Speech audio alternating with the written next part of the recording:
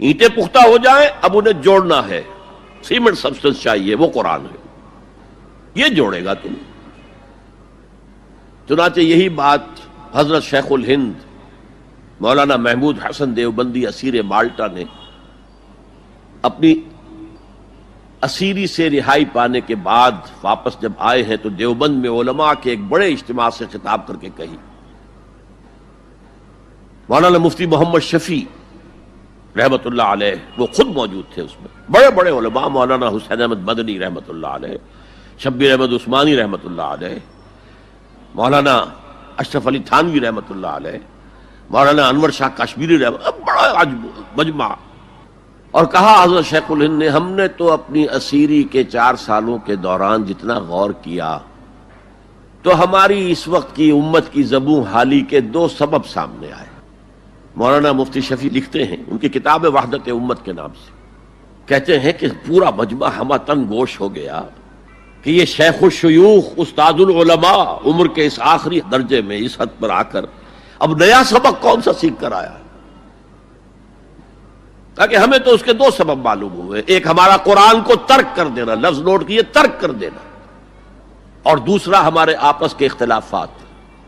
چنانچہ میں تو یہی فیصلہ کر کے آیا ہوں کہ اب زندگی جتنی باقی ہے 2 ہی کاموں میں لگاؤں گا، ایک تو یہ کہ ناظرہ قرآن پڑھنے کے مکتب گلی گلی کھل جائیں اور عوامی درس قرآن کے ذریعے قرآن کے پیغام اور قرآن کے حکمت سے لوگوں کو روشناس کرایا جائے۔ عوامی درس قرآن کا لفظ استعمال کر رہا ہے شیخ الہند، جنہیں میں 14ویں صدی کا مجدد اعظم سمجھتا ہوں۔ اور نمبر 2 یہ کہ آپس کے اختلافات کو ہوا نہ دی جائے۔ یہ واقعہ کوٹ کر کے مفتی محمد شفیع صاحب لکھتے ہیں کہ حضرت شیخ نے جو 2 باتیں کہیں اصل میں وہ ایک ہی ہے۔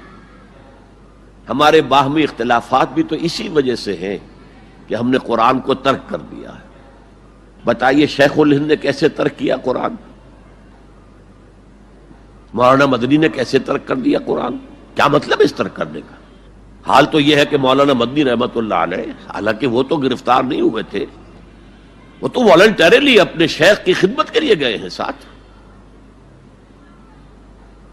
اور اس حد تک ان کی وفاداری اور ان کی خدمت گزاری کہ رمضان کا مہینہ آیا تو حضرت شیخ الہند نے حسرت کے ساتھ کہا، زندگی میں یہ پہلا رمضان ہوگا کہ تراویح میں قرآن نہیں سن سکیں گے، اس لیے کہ نہ شیخ الہند حافظ تھے، نہ مولانا مدنی حافظ تھے، اور تیسرے ان کے ساتھ ایک اور تھے، ان کا میں نام بھول رہا ہوں، وہ سرحد کے پٹھانوں میں سے تھے، کوئی حافظ نہیں تھا۔ اب آپ غور کیجئے، استاد اور اپنے شیخ کی اس حسرت کو دور کرنے کے لیے مولانا مدنی روزانہ 1 پارہ حفظ کرتے تھے اور رات کو تراویح میں سناتے تھے، روزانہ 1 پارہ۔ اور یہ انہونی بات نہیں ہے، جب ساری زندگی قرآن ہی سے شغف رہا ہے تو وہ ہے تو صحیح ذہن میں، اب صرف ان کے لنکس ملانے ہیں آپس میں، اور کیا ہے؟ اصل میں قرآن کو ترک کرنے کا مطلب کیا ہے؟ وہ اصل میں ایک اور بہت بڑے عالم دین کی بات سنیے آپ، مولانا سید انور شاہ کشمیری رحمت اللہ علیہ، جو دیوبند سے آ کر آپ کے قریب میں ڈابھیل میں انہوں نے مدرسہ قائم کیا تھا۔ وہ ایک مرتبہ قادیان میں ایک جلسہ علماء کیا کرتے تھے ہر سال رد قادیانیت کے لیے، تو ایک سال اسی طرح وہاں علماء جمع تھے۔ اب جس نے یہ واقعہ بیان کیا ہے اس کا نام میرے ذہن میں اس وقت نہیں ہے، کہ میں صبح مولانا انور شاہ کشمیری رحمت اللہ علیہ کی خدمت میں حاضر ہوا تو دیکھا کہ غم کی تصویر بنے بیٹھے ہیں، بہت اداس، غمگین۔ میں نے پوچھا حضرت کیا معاملہ ہے، کوئی خاص سبب ہے؟ فرمایا بھائی کیا سبب ہے، یہ سوچ رہا ہوں کہ اپنی زندگی عمر ضائع کر دی۔ میں نے کہا حضرت آپ نے زندگی ضائع کر دی، عمر ضائع کر دی؟ آپ نے علم، بیہقی وقت کہلاتے ہیں انور شاہ کشمیری، جیسے امام بیہقی تھے، محدث اور فقیہ دونوں اعتبارات سے بلند، تو آپ نے پڑھنے پڑھانے میں، سیکھنے سکھانے میں ساری عمر گزار دی، تو آپ کی زندگی ضائع کیسے؟ کہنے لگے ہم نے سارا زور اسی پر رکھا کہ ثابت کر دیں کہ شافعی کی رائے صحیح نہیں ہے، ہماری رائے صحیح ہے، اسی کے لیے دلائل، اسی کے لیے بحثیں، اسی کے لیے لمبی چوڑی جو ہے ہمارے ہاں نشستیں منعقد ہوئیں مدارس کے اندر. حالانکہ اللہ کے ہاں یہ ہم سے سوال نہیں ہوگا. گمراہیاں طرح طرح کی پھیل رہی ہیں اور ہم ان بحثوں میں لگے ہوئے. حالانکہ زیادہ سے زیادہ یہ کہا جا سکتا ہے کہ قول اصحابنا ثواب محتمل الخطا، اور جو قول دوسروں کا ہے وہ خطا ہے محتمل الثواب. زیادہ سے زیادہ یہ کہہ سکتے ہیں ہم کہ ہمارے جو اسلاف ہیں، ہمارے جو اساتذہ ہیں، ان کا قول صحیح ہے، اگرچہ اس کے خطا ہونے کا بھی امکان ہے. ہم یہ نہیں کہہ سکتے کہ اس کے غلط ہونے کا کوئی امکان ہی نہیں، معصوم تو وہ نہیں تھے. اور قولہم، ان کا جو ہمارے سامنے ہے مد مقابل ہے، اور وہ شافعی ہیں. اصل تو جو ٹکراؤ تھا وہ فقہ حنفی اور فقہ شافعی کے مابین تھا. ہم صرف یہ کہہ سکتے ہیں کہ ان کا یہ قول خطا ہے، غلطی ہے، اگرچہ احتمال موجود ہے کہ وہی صحیح ہو. اس کے سوا تو ہم کچھ نہیں کہہ سکتے. اور ہم نے اپنی ساری زندگی اس کام میں لگا دی. لیکن میں کہہ نہیں سکتا اس پر کتنے رنج اور صدمے کا اظہار کروں کہ مجدد وقت شیخ الہند رحمۃ اللہ علیہ اور بحقی وقت مولانا انور شاہ کاشمیری رحمۃ اللہ علیہ، ان کی ان باتوں کا کوئی اثر ان کے شاگردوں نے قبول نہیں کیا. وہی روش ہے، وہی فقہی بحثیں ہیں. جب میں نے پاکستان میں تحریک خلافت کا آغاز کیا، کچھ احادیث بیان کی، اچھے علماء نے کہا کہ ڈاکٹر صاحب ہم نے تو یہ حدیثیں پہلی مرتبہ آپ سے سنی. یہ حدیثیں جو ہیں یہ ہیں کتاب الملاحم میں، اشراط الساعہ، علامات القیامہ، کتاب الفتن. اور حدیث کے ان ابواب پر تو پہنچتے پہنچتے ہم ایگزاسٹ ہو چکے ہوتے ہیں. ہماری ساری بحثیں جو ہے وہ ختم، اور وقت ختم ہو جاتا ہے ان فقہی بحثوں کے اندر. یہاں تک تو ہم پہنچتے ہی نہیں. بہرحال دوسرا نقطہ جیسا کہ میں نے عرض کیا، پہلا اینٹیں پکاؤ، مضبوط کرو. یا ایھا الذین آمنوا اتقوا اللہ حق تقاتہ ولا تموتن الا وانتم مسلمون. اور دوسرا ان کو جوڑنے کے لیے قرآن کو ایز اے سیمنٹ سبسٹنس استعمال کرو. واعتصموا بحبل اللہ جميعا ولا تفرقوا واذکروا نعمت اللہ علیکم اذ کنتم اعداء فالف بین قلوبکم فاصبحتم بنعمتہ اخوانا وکنتم علی شفا حفرۃ من النار. تم تو تباہی آگ کے گڑھے کے کنارے تک پہنچ گئے تھے، گرا چاہتے تھے. فانقذکم منہا، تو اللہ نے اس سے تمہیں نکالا ہے. کذالک یبین اللہ لکم آیاتہ لعلکم تہتدون. اسی طرح اللہ تعالیٰ تمہارے لیے اپنی آیات کی تبیین کر رہا ہے، وضاحت کر رہا ہے تاکہ تم ہدایت حاصل کر سکو. اگر ایک غیر مسلم دائرہ اسلام میں داخل ہونا چاہتا ہے تو کس فرقے یا گروپ کو اپنائے، جبکہ آج کل ہر دوسرا شخص ایک نیا گروپ بنائے ہوئے ہے جس میں آپ کی شخصیت بھی شامل ہے. ایک خاتون ہے جو سکھر سے تشریف لائی ہیں. دیکھیے اس میں فرقہ اور گروپ دو الفاظ استعمال ہوئے ہیں. ایک تو ہے کہ جو دین کے لیے کام کرنے والی مختلف جماعتیں ہیں وہ کسی فرقے کی بنیاد پر ہیں تو وہ علیحدہ ہے، جیسے کہ دیوبندی، اور وہ ایک جماعت جو ہے وہ ایک مسلک کی بنیاد پر ہے. اسی طریقے سے اہل حدیث، جمعیت اہل حدیث، وہ ایک جماعت ہے کہ جو مسلک کی بنیاد پر ہے. لیکن بعض جماعتیں وہ ہیں جو کسی مسلک کی بنیاد پر نہیں ہیں. مثلا تبلیغی جماعت ہے، وہ کسی مسلک کی بنیاد پر نہیں. جماعت اسلامی کسی مسلک کی بنیاد پر نہیں. تنظیم اسلامی کسی مسلک کی بنیاد پر نہیں.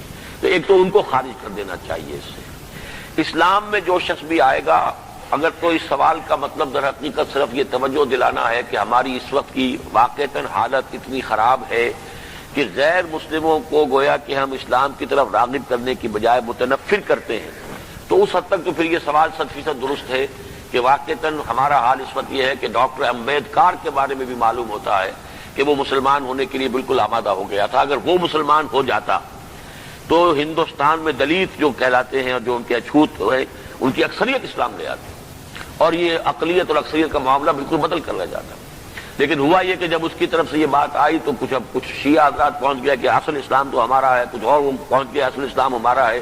اس نے کہا کہ پھر ٹھیک ہے، تم اپنے اسلام لے کر اپنے پاس بیٹھے رہو، میں جہاں ہوں وہیں ٹھیک ہوں. تو اس اعتبار سے تو یقیناً افسوسناک صورتحال ہے.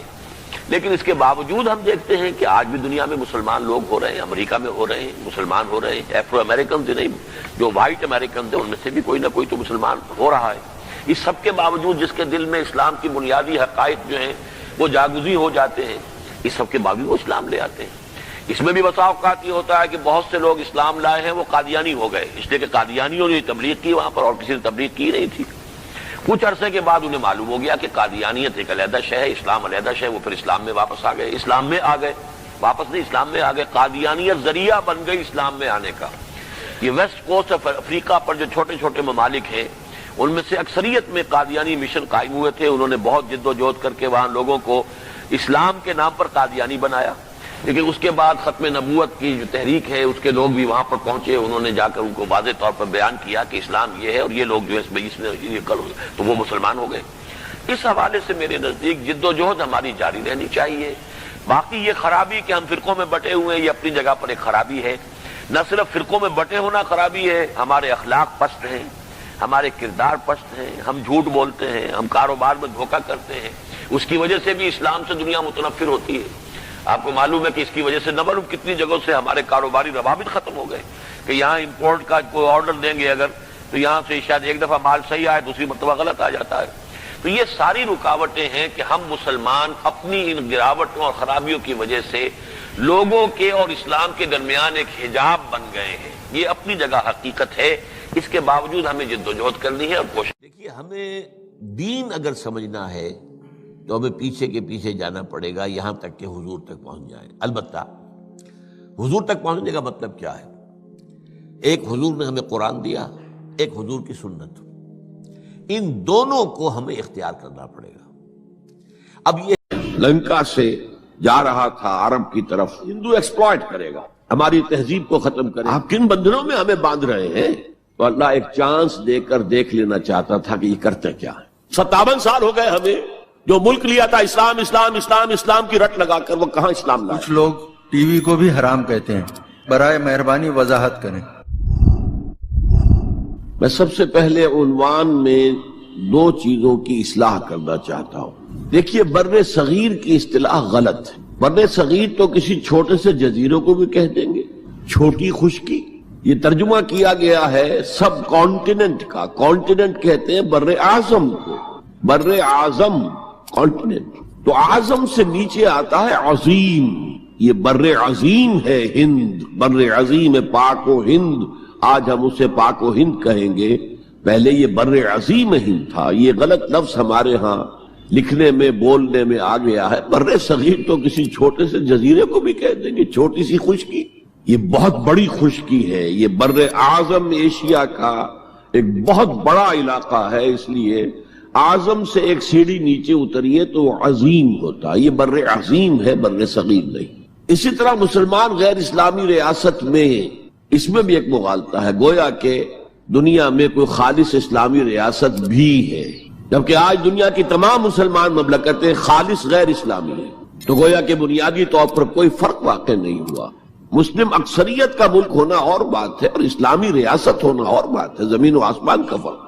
بہرحال ان دونوں موضوعات پر میں کوشش کروں گا کہ اپنے خیالات آپ کے سامنے رکھوں، اور مجھے اندیشہ ہے کہ آپ میں بہت سے حضرات میری بعض آراء سے اتفاق نہیں کریں گے، لیکن میں خلوص و اخلاص کا تقاضا پورا نہیں کروں گا، نہ اپنی ذات سے نہ آپ سے۔ اگر وہی بات آپ سے نہ کہوں اور آپ کے سامنے نہ رکھوں، یہ جو میری حقیقی رائے ہے، تو میں چند باتیں رکھوں گا، قبول کرنا نہ کرنا آپ کا کام ہے۔ دیکھیے بر عظیم پاک و ہند کے ضمن میں سب سے پہلے تو دو بدقسمتیوں کو نوٹ کر لی۔ پہلی بدقسمتی یہ کہ یہ بر عظیم دور نبوت کی سعادتوں سے محروم رہا۔ دور نبوت میں یہاں تک دعوت اسلام نہیں پہنچی، اکا دکا کوئی لوگ مسلمان ہوئے ہیں۔ مالابار کا کوئی راجہ تھا جس نے شق القمر کا معجزہ اپنی آنکھوں سے دیکھا تھا، اسے جب معلوم ہوا کہ یہ تو اصل میں ایک عرب میں پیدا ہونے والے رسول کی انگلی کے اشارے سے ہوا تھا، تو وہ ایمان لے آئے۔ لیکن یہ آئسولیٹڈ واقعات ہیں۔ بحیثیت مجموعی بر عظیم پاک و ہند دور نبوت کی برکات سے محروم رہا۔ پھر یہ کہ دور خلافت راشدہ کی برکات سے بھی محروم رہا۔ یہاں اسلام کسی قابل ذکر حیثیت میں آیا ہے دور بنی امیہ میں، وہ بھی کسی دعوت و تبلیغ کے مثبت مقصد کے لیے نہیں، بلکہ ایک انتقام اور بدلے کے لیے کہ کچھ مسلمان تاجروں کا ایک بحری قافلہ جو سرندیپ سے لنکا سے جا رہا تھا عرب کی طرف، اسے یہاں کراچی کے قریب اسے یہاں کے سندھی ڈاکوؤں نے لوٹ لی. اس پر مطالبہ آیا اسلامی مسلمان حکومت کی طرف سے. وہ ملوکیت تھی. اب وہ اسلامی حکومت اس معنی میں نہیں رہی تھی جس معنی میں کہ خلافت راشدہ اسلامی حکومت تھی کہ جو قیدی ہیں تمہارے پاس رہا کرو اور کمپنسیٹ کرو جو بھی نقصان یہاں ان مسلمان تاجروں کا ہوا ہے. جب اس کے جواب میں بالکل منفی رد عمل موصول ہوا تو پھر چڑھائی کا فیصلہ کیا گیا. گویا کہ یہ ایک سزا دینے کی ایک مہم تھی. بہرحال اس وقت جو اسلام یہاں آیا تھا اس کے کریکٹرز اس اسلام سے کچھ مختلف تھے جو بعد میں یہاں آیا. وہ اسلام جو محمد ابن قاسم کی سرکردگی میں سندھ میں آیا اور سندھ سے آگے بڑھ کر ملتان بلکہ موجودہ پاکستان کے تقریباً پورے نصف علاقے تک پہنچ گیا تھا، فٹ ہلز آف کشمیر تک. تو یہ اسلام خالص عربی اسلام تھا. ملوکیت تو آ گئی تھی لیکن بدویت اور عربیت جو ہے اس کی چھاپ اس پر ابھی گہری تھی. اور اس اسلام میں نہ ابھی فرقے تھے، نہ مسلک تھے، نہ حنفی، نہ مالکی، نہ شافعی، نہ حنبلی. نہ عقائد کے بارے میں بحثیں شروع ہوئی تھیں، علم کلام کی بحثیں ہوئی تھی. نہ ابھی یونانی فلسفے اور منطق کا حملہ ہوا تھا. ابھی کچھ نہیں تھا. سادہ اسلام اپنی اصل سادگی پر برقرار تھا. چنانچہ اس کی قوت تسخیر بڑی زبردست ثابت ہوئی. اور خاص طور پر محمد ابن قاسم جو نوجوان 17-18 برس کا نوجوان اور نہایت نیک اور پاک باز، سندھ کے ہندوؤں نے جو اپنی ایک روایت ہے کہ اس طرح کا آدمی تو کوئی اوتار ہی ہو سکتا ہے. فارسی میں بھی کہا جاتا ہے کہ در جوانی توبہ کردن شیوے پیغمبر است. جوانی کے اس عمر میں بھی کوئی شخص پاک زندگی گزار رہا ہو تو یہ تو پیغمبروں کا طریقہ ہے. اور ہندوستان میں تصور پیغمبروں کا نہیں تھا، اوتاروں کا تھا.